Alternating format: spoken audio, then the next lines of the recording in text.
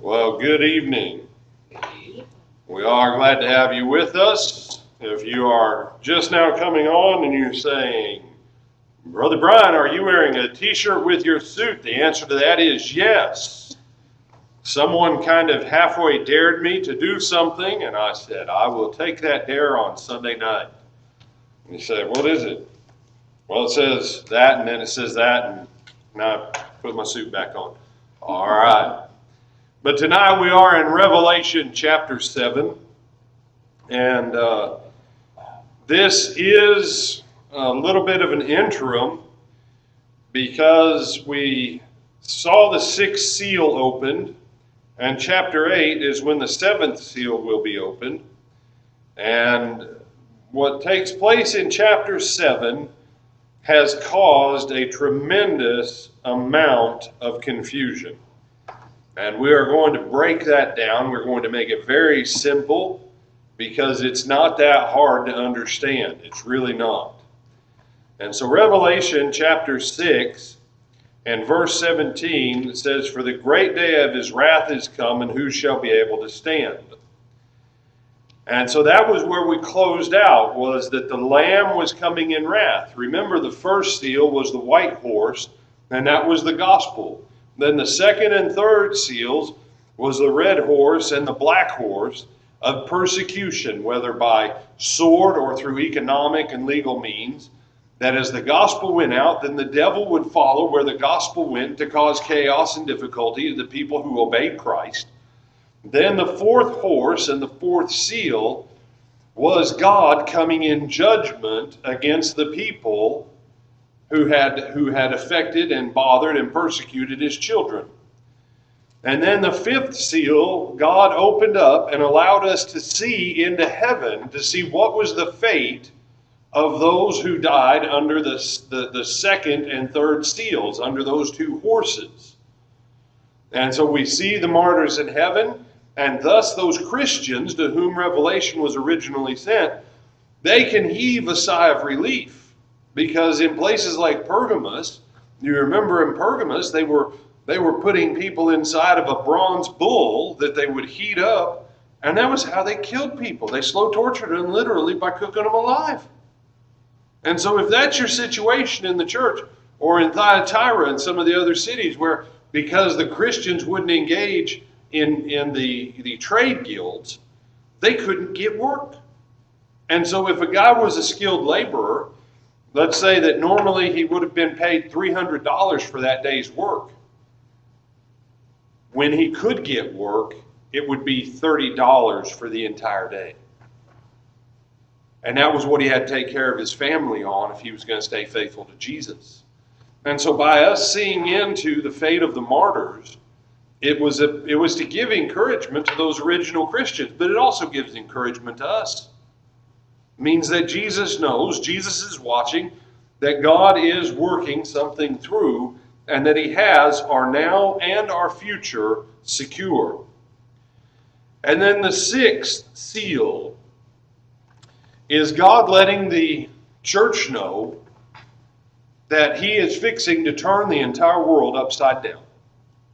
That the political structures that have been, he's going to shift all of them.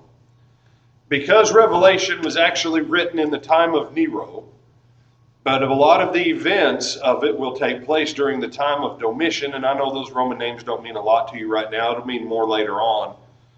But when this was written and when John saw this happen, it wasn't very long till God wiped out the entire Julian line in the history of the Roman Empire.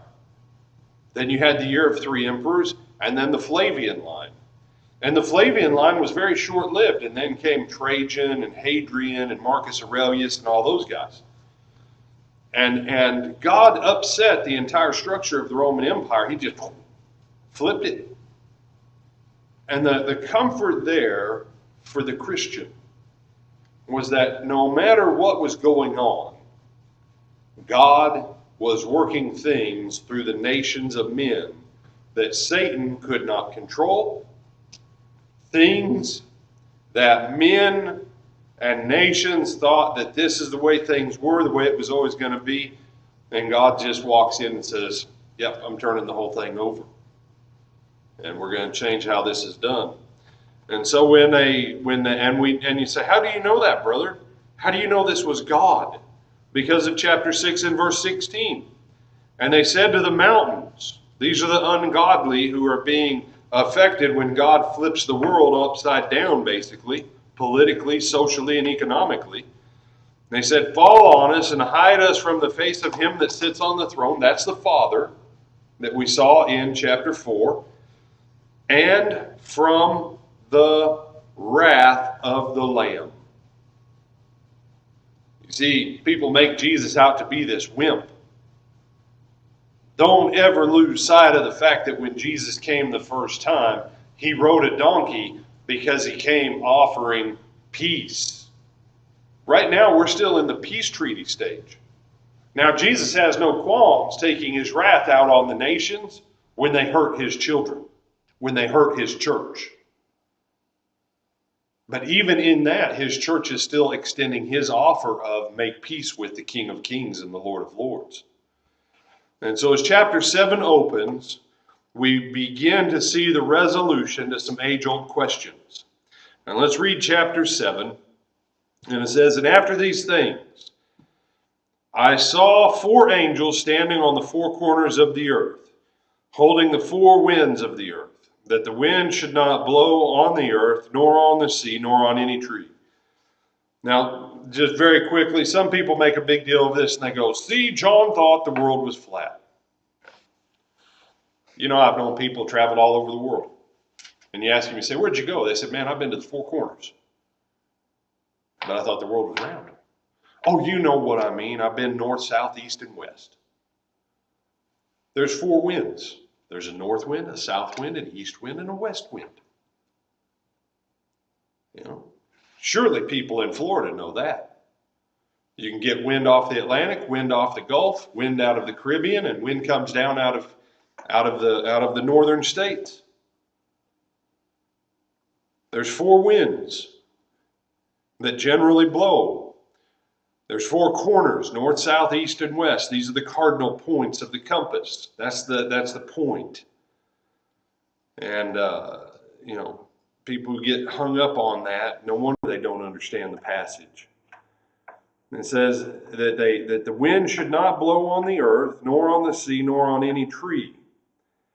This is God disrupting commerce, pollen, and this is God further disrupting the system of the world that the system of the godless likes to use to its advantage.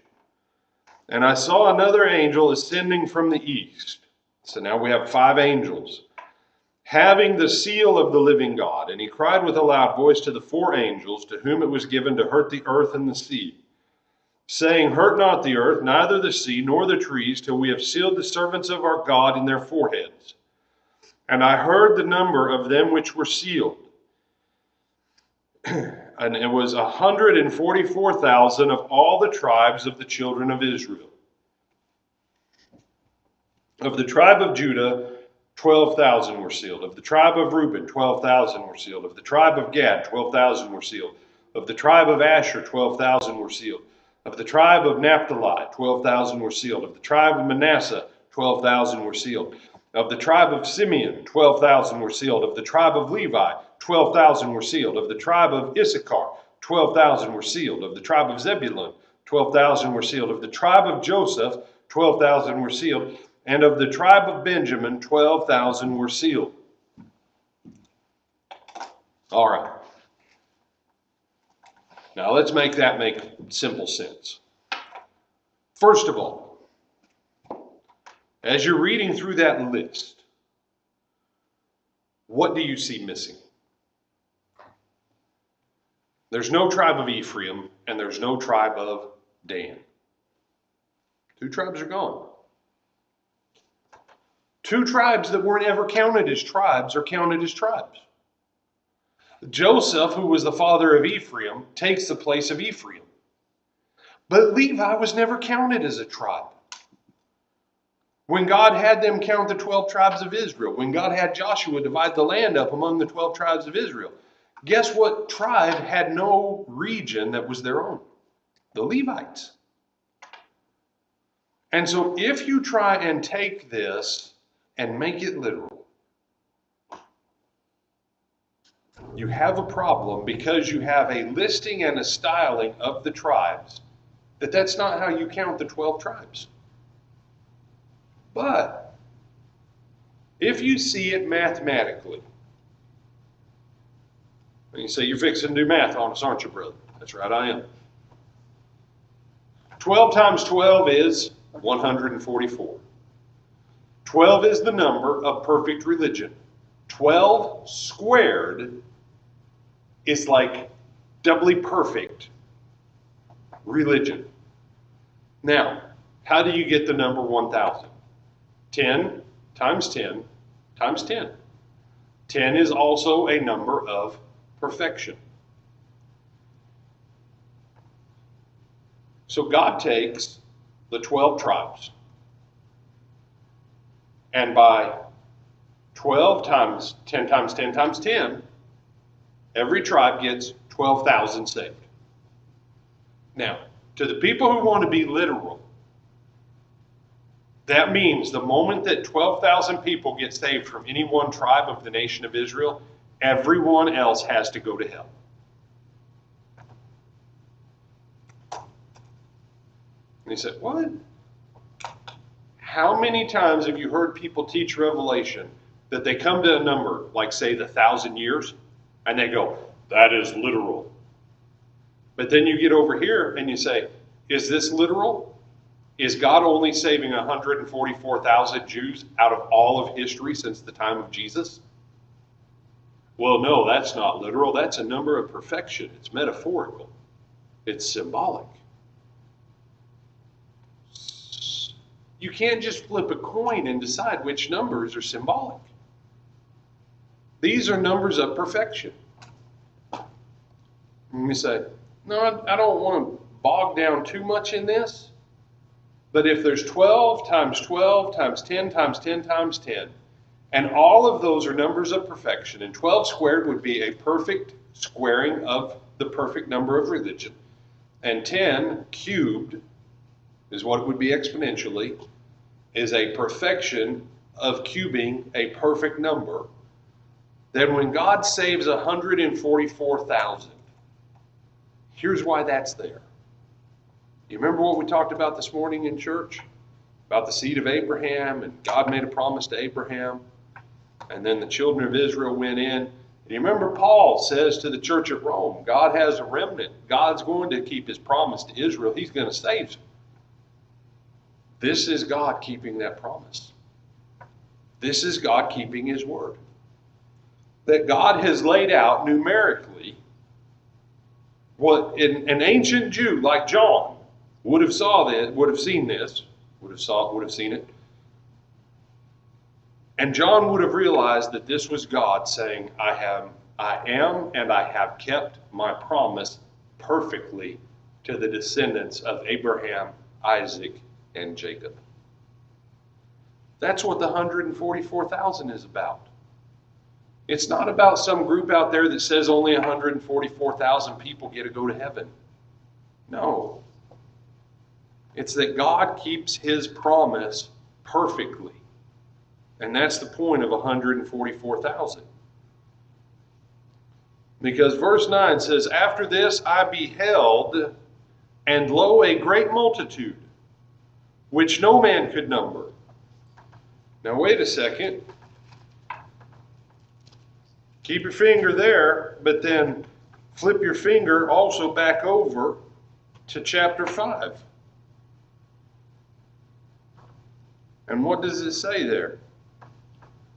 Chapter 5 and verse 9. The Lamb was worthy to take the book and to open the seals, for you were slain, and you have redeemed us to God by your blood out of every kindred, every tongue, every people, and every nation. And we saw that back over in Daniel chapter 7, when the Lamb receives a kingdom from every tribe, from every nation. And what makes up this multitude? all nations, all kindreds, all people, all tongues stood before the throne, which is the Father's, and before the Lamb, clothed with white robes and palms in their hands. And they cry with a loud voice, saying, Salvation to our God who sits upon the throne and unto the Lamb. And you say, but brother, the fact that it says a great multitude that no man could number, doesn't that imply that the 144,000 is literal? Will you find me when that's ever the listing of the 12 tribes of Israel? Ephraim is out and Dan is out. And you say, why are Ephraim and Dan out though, brother? Because Ephraim was the one who brought idolatry into Israel. And Dan was bad. Just go back and read Judges. Just go back and read Judges. And 1st and 2nd Samuel, and 1st and 2nd Kings, you'll find out Ephraim and Dan were bad. And God symbolically cuts them out of ever having an inheritance because of their disloyalty to him. They had systemic disloyalty to God, as it were. But God made a promise because in Genesis 12, he said to Abraham, he said, of you I will make a great nation. When the book of Numbers starts, God gives us this numbering of all of these people that have come out of Egypt. When the book of Numbers ends, God gives us a renumbering. Right? Because he killed the first batch and he had to raise up the second batch. You ever wondered why those numbers are there? Because God told Abram that he would make him a great nation. And when Exodus opens, it tells us that 70 people went down into the land, but when Numbers ends, it's over 600,000 fighting men. That didn't include the babies, it didn't include anybody under 20, it didn't include their wives, it didn't include the women, it didn't include any of that. It didn't include the elderly. In 400 years, God went from basically 70 people to roughly 3 million. And back in the ancient world, that was a good-sized nation. God kept his promise. But God also made a promise about a blessing that would come through the seed. But Jesus, this shows that the promise to the seed of Abraham, to the house of Israel, is kept. But now it's opened up to the nations because God's not counting the Gentiles. God didn't have the same kind of promise toward the Gentile world that he had toward the physical descendants of Abram. And it pains me to say that, but he didn't. His promise to the physical descendants of Abram is perfectly kept, and that's why the number is 144,000. But when you see this multitude, and I want you to think about this, there are more people saved in America right now today than there were Jews in the ancient world, period. There are more members of the Lord's church in America today than there were Jews in the ancient world, period. You say, I thought there was like 1.2 million people in Jerusalem. Not by the time it was destroyed, it wasn't.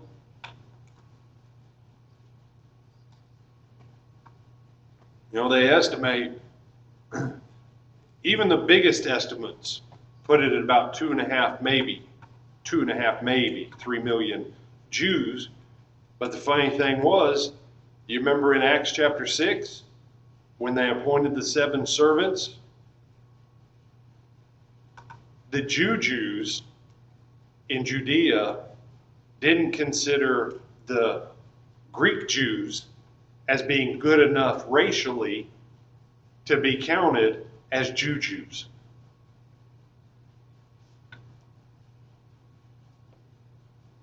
You say, wait a second, brother, you mean they were all Jews and they were racist against each other in the ancient church? Yep. That's what makes what Paul says there in Galatians, there's neither free nor slave, Jew nor Greek.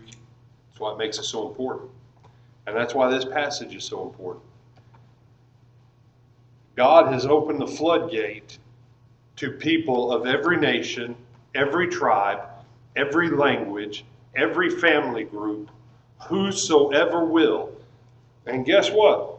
When you go over to Revelation 22, and you say, yeah, I'm skipping. Revelation 22 and verse 17. And the Spirit and the bride say, come, and let him that hears say, come, and let him that is thirsty come, and whosoever will, let him take of the water of life freely. Who can come? Whosoever. How many can come? As many soever. And they all come before the Lamb, and they've all been made holy. That's why they have white robes and palms in their hands. The palms are to lay down on the ground in respect and majesty for him. The white robes are because we've been made clean. And they cry with a loud voice, saying, salvation to our God who sits upon the throne and to the Lamb. And so this praise is directed to the Father first, and then to the Son. And all the angels stood round about the throne, and the 24 and the elders and the 4 beasts, and they all fell before the throne on their faces and worshiped God. When God brings all of his children into one place, the 24 elders, the 4 beasts, and the angelic host, they fall down and they worship God, saying, amen, or so be it. Blessing and glory and wisdom and thanksgiving and honor and power and might be unto our God forever and ever. Amen. This has changed a little bit. This has changed a little bit from chapter 5 and verse 12. All right. Over there we had power and riches. All right. And what do we have here? Glory, wisdom, blessing, honor, power, and might. All right, so we have riches and thanksgiving swapped out. We have wisdom in there. We have wisdom in verse 12, but there's a little bit of difference. Because in the heavenly system, it's not quite the same as the earth system. And so that's why we see this change in their praise. And one of the elders answered me, saying, who or what are these who are clothed in white robes, and from where did they come? And I said to him, sir, you know. And he said to me, these are those who came out of the great tribulation, and have washed their robes, and made them white in the blood of the Lamb. Therefore are they before the throne of God, and serve him day and night in his temple. And he that sits on the throne shall dwell among them. They shall hunger no more, they shall neither thirst any more, nor shall the sun light on them, nor any heat. For the Lamb who is in the midst of the throne shall feed them, and shall lead them unto fountains of living waters, and God shall wipe away all tears from their eyes.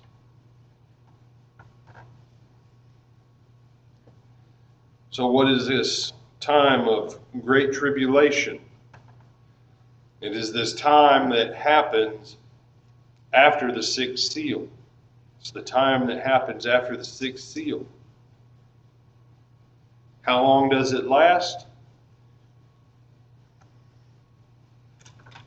Because there's a variety of hypotheses on Revelation. You have one group of people that they say that this is talking about sometime in the future when some Antichrist comes, and he's a good-looking, sharp-looking European guy that the whole world worships. And he goes back to Jerusalem, yada, yada. That doesn't make sense if Jesus is trying to help his church in the 1st century. Jesus telling his church something in the 1st century that they and their children and their grandchildren need to know about hard times that are coming, it does them absolutely no good for it to happen 2,000 years in the future. All right? Tyler, I want you to know, in 2,000 years, you won't have to walk anymore to help exercise and lose weight. In 2,000 years, Tyler, you'll be able to just think a probe near your head, and it will instantly make you fit, healthy, and trim. Now, what good is that for Tyler in 2,000 years? He'll be 1,960 years dead. I'm giving you 40 years, bro. If you want more years than that, you should have bargained for more before class. I know you didn't know I was going to do this. That's all right. But that's the point. Why would I tell Tyler about something that's absolutely useless to him in 2,000 years? If, when I started out the conversation, I said, I want you to be blessed by what you read because of the days that are coming upon you now, so that you know what else is fixing to happen shortly for your faith to be sure. And then I throw 2,000 years out in the future on what is here and now. I believe, and I got a couple minutes.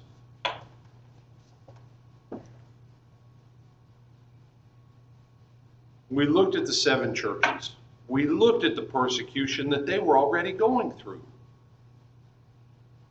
Try and feed your entire family on what doesn't feed one grown man one meal one time a day. Try and feed your entire family on that much food for a year. Y'all, that's tough. You say, brother, that's like worse than Great Depression. That was how hard it was on a lot of them economically. When some of the different Caesars wanted to be declared God, Lord, they would go and they would round up the Christians and they would say Caesar is Lord. And the Christian who wouldn't. You say they put that guy to death, Brother Brian. No, unfortunately, a lot of times they held their wives and their children, and they killed their wives and kids in front of their eyes, trying to get the guy to spare his wife and his child being bled out in front of him. And all he had to do was just go, Caesar's Lord. But they wouldn't. Nero in Rome had beautiful, absolutely extravagant festivals in the evening.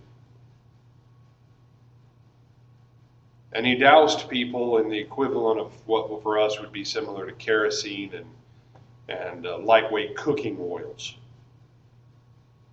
Had them bound tightly to poles and then saturated them and the ropes in oil for a few hours. And then when night came, he and his friends would drink and they would eat and they would light the Christians on fire and they would dance while people screamed and burned alive. He said, Brother Brian, please don't talk about this stuff. This isn't neat. This isn't nice. That's great tribulation. And it went on for almost 300 years till God raised up a man by the name of Constantine. And Constantine defeats Maxentius. Constantine defeats Diocletian. He issues the Edict of Toleration in 313. He declares Christianity 100% legal and paganism 100% illegal in 325. Nearly 300 years after Christ establishes the church, before the persecution is taken off of the church. And at various times, equally wicked and stomach-turning stuff happens with government sanction. That the government says, if you know where these Christians are, let us know. We'll send in our troops, we'll round them up, and we'll kill them. You say, well, some of them got put in the arena. When people say that to me, I'm thinking, have you ever been in a fight with a dog? I don't know about it. I'm not a fan of dog fights. I don't like to watch them. It's barbaric. But I don't like to get into a fight with a dog. I remember when I was a little kid, I was scared of Doberman pinschers for a long time. Because the place where we lived when I was a little kid, I was like four, maybe five. And we hadn't put a fence up in the back part of the yard yet. And I was out in the yard, and some dobies came through. And I mean, little kid, these were full-size dobies. And I don't know why the dobies were running wild. But I thought to run. And thank God my dad came out at the right time. But one of the dobies went on ahead. I got hit by one of the dobies. Thank God my dad came out and he beat him out. Got the dogs off of me. You say, but you're a dog person. Hey, yeah. Hey, I got nothing against dogs. Good dogs. Every dog's a good dog. It's a bad owner. But every dog's a good dog. But if you ever have had a dog bite hold of your arm or bite hold of your leg, imagine that as a lion or a jaguar or jaguar, depending upon which way you like to say it. Imagine if you never actually had to engage in a martial arts fight in your life and they give you a wooden sword or nothing to go out against a guy that he's fought for 3 years in the arena and defeated everyone. That's why he's still alive. And now you've got to find a way to stay alive and not get killed today. That's great tribulation. That's great tribulation. And it's going to go on for nearly 300 years, brothers and sisters. And then the tide will turn. Then the tide will turn. But God honors those who stay faithful through good times and through bad. And it doesn't matter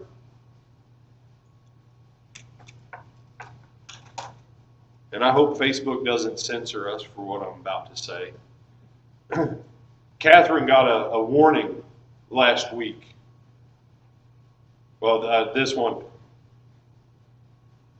Brother Gene's class last Wednesday on forgiveness and unforgiveness.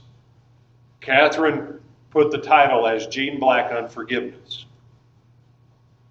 Facebook took it as that we were promoting unforgiveness against black people and sent her a violation of their policies. Y'all, censorship is real in America, okay? So what I'm going to say, hopefully they let this stay up. It'd be nice if they did. It doesn't matter whether you're a Jew or a Gentile racially. The fact that God has both groups of people that before his throne, he assembles them all as one group of people.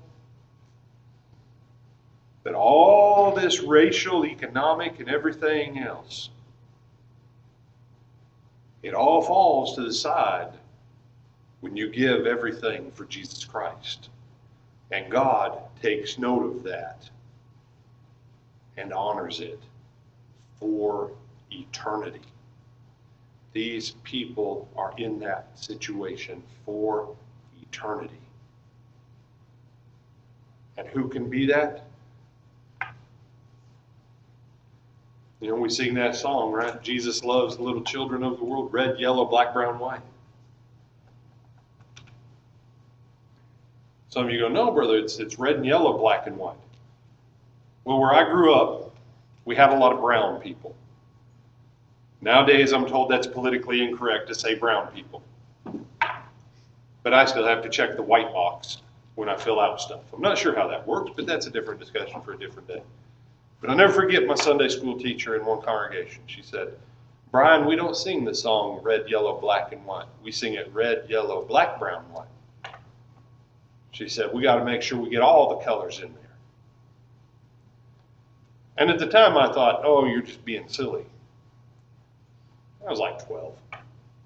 So don't anybody go, oh, I was 12. How smart were you at 12? Okay?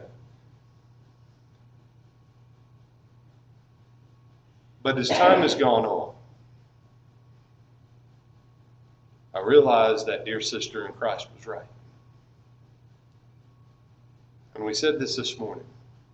When we take away all the titles and all of the stuff that government and everyone else uses to categorize us, and we get down to the basics of it, we are all people made in the image of God.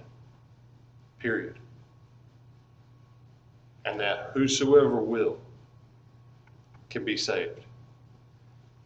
And that God is not looking for an ethnicity, a race, a language, or anything else. He's looking for people who will be faithful unto death. And that's you and I's challenge. As we live in an uncertain time, and our uncertainties in this time are mild compared to what our brothers and sisters went through at the beginning of Revelation. I'm not saying that some of you aren't going through some tremendously difficult times, but we've never seen anything on the scale of like what they went through then, and like some of our brothers and sisters go through in India and the Philippines and China and other places around the world. But the big question is, will we be faithful till death? Because that's who God's looking for, is the ones who won't quit. Maybe you're at home tonight. Maybe you've been thinking about quitting. I want to say to you, don't quit. Don't quit. You say, brother, you don't know how hard it is. You're right, I may not understand your situation. I know this. Anything that's hard here, hell will be infinitely more difficult there. But let me ask you from a different perspective. If you don't quit, you stay the course, and you finish successfully, and then let's say you go on ahead and you live another 30, 40 years. What changes in you when you don't quit now? What changes in you when you come through this hard time stronger, more faithful? You come out better than you went in, with more skills, more abilities. What then changes in your faith, in your life, for the remainder of your life on earth, and then looking forward to your eternity in heaven? Because if you quit, whatever's left unfinished is still left unfinished, and it's left unfinished pretty much for the rest of your time. But if you stay the course and you don't give up, and you say, I'm going to persist, I'm going to make it through this difficult time, then on that day, how beautiful to hear him say, enter in, good and faithful servant. Enter in to the blessing of your Lord. If you're at home tonight, you need to make peace with Christ, or you need to send in a prayer request, send us a message on Facebook, type it into the feed underneath on YouTube, whatever it is, whatever you need, will you let us know while we stand, while we